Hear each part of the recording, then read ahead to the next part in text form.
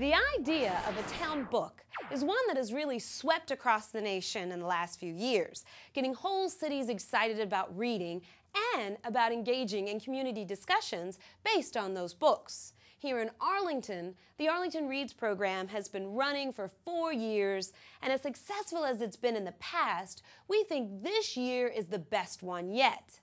Because this year, we actually got Jeffrey Toobin, the author of The 9, to come to Arlington and talk about his book.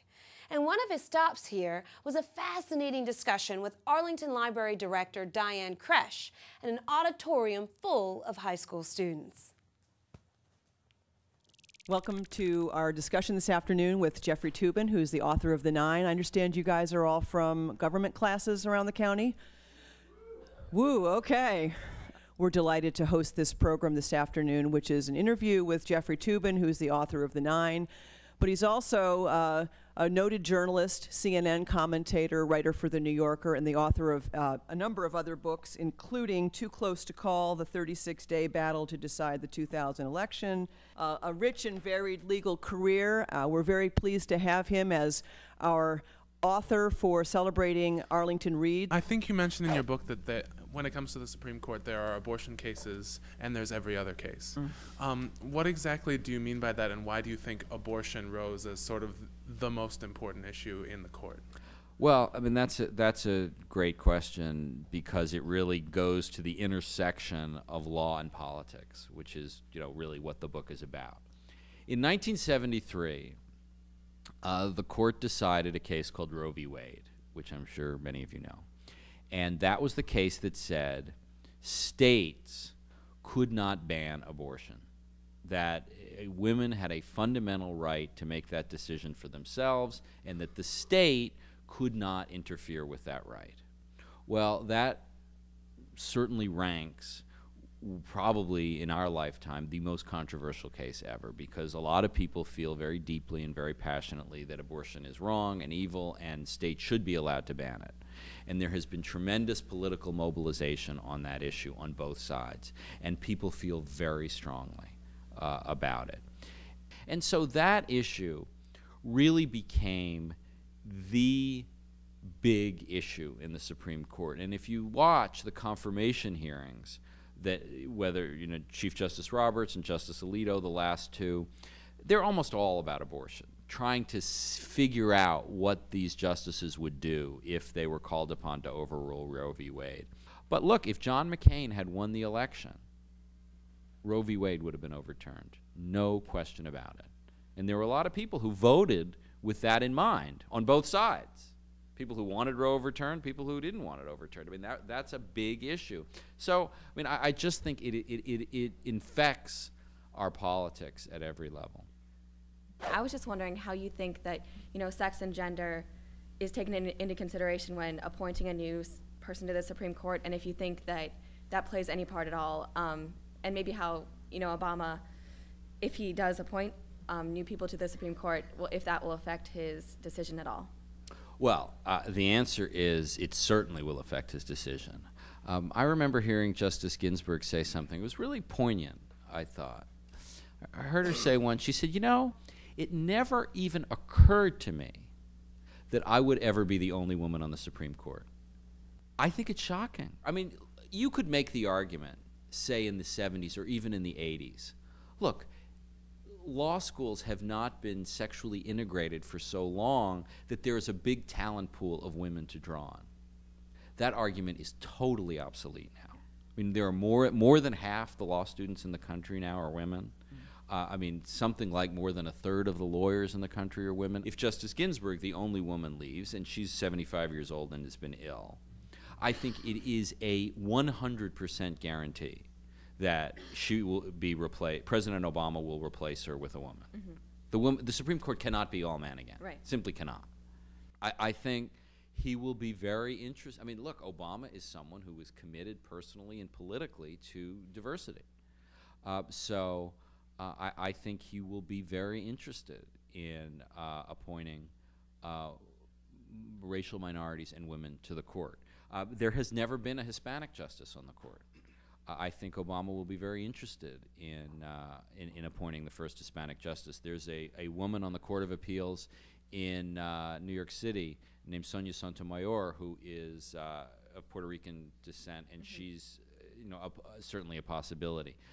In your book, you talk about how several of the clerks to the justices are homosexual, and I was just wondering how that dynamic between the clerks and the justices, as there have been more homosexual clerks, how has that affected the justices' behavior and attitude kind of around the court and in their decisions, and what's the time frame that we could have an openly gay Supreme Court justice? One of my favorite stories in the book, it actually goes back before the main period covered by the book, but I tell it just because I think it's so interesting. 1986, the court had a case called Bowers v. Hardwick about, in the state of Georgia, consensual sex between men was illegal. Obviously it wasn't prosecuted very often, but there did come a case where two men were prosecuted for what was called sodomy. And the case went up to the Supreme Court, and Lewis Powell, a judge from Richmond, Virginia, very distinguished, very eminent judge, who was old then, said to his law clerks, what is this gay thing? I mean, what, are there really gay people? Said that. I tell that story as an example of how much the world has changed. I mean, the most conservative justice on the Supreme Court couldn't possibly say that he's never met a gay person before. Every sitcom has a funny gay best friend, right? Now, that does not mean that the legal rights of gay people are, in any respect, have caught up to that. Now, I'm sure, as you all know, one of the hot political and legal issues in the country is gay marriage. And some states have it and some don't. And I don't think that the current Supreme Court is going to get anywhere near that controversy. They're going to just let the states deal with it, and some will have it and some will not. As for an openly gay Supreme Court justice, this subject is being discussed as we speak, not in terms of the Supreme Court, but in terms of lower courts. Because Obama has a lot of vacancies to fill in the circuit courts and the district courts, and it is virtually certain that he will pick an openly gay person for some of those. And that's never happened before. And forget the Supreme Court, we have never had an openly gay federal judge, period. And it will be interesting to see if that becomes an issue in the confirmation of the lower court judges, and then we'll see about the Supreme Court. Thank you. I was wondering, were there to be a case that reached the Supreme Court, how do you think they would rule? Do you think that they would rule that the methods used at Guantanamo were in fact torture, and with that ruling, do you think they would perhaps rule that there should be prosecution of the people who participated in those acts? Well, that, again, another great question, another really hard issue. One of the really most dramatic series of cases from throughout the Bush presidency, from 2000, basically after 9/11, involved the detainees at Guantanamo. And the Bush administration said, these people have no rights at all in our legal system. They have no right to sue. They have no right to lawyers. They have no right to, they are simply beyond the reach of the American legal system. And in a series of cases from 2003 to 2007, the Supreme Court, each time in these cases, said no. Said these people do have some rights, and they do have the right to challenge their incarceration. And then in later cases, they said that the procedures that the Bush administration set up were insufficient to protect those rights. I mean, it's really going to be seen, I think, as a very historic period in the court's history, because many of the court's worst moments in history have been during wartime, where the court kind of got swept up in patriotic feeling and did things that the court later regretted. Now, the precise question that's before President Obama now is, should anyone who authorized the torture be prosecuted for that? That's not a decision for the court. The court doesn't decide who gets prosecuted and who doesn't.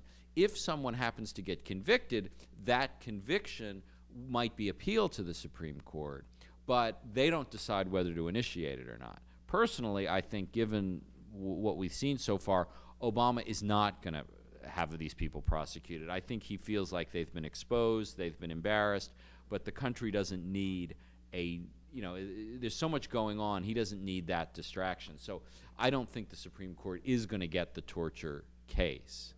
But if they did, I think it'd be very close. I don't know exactly how they would rule. I wanted to thank all of you kids for reading the book and being here and being so engaged, asking great questions. Your questions were actually way better than mine.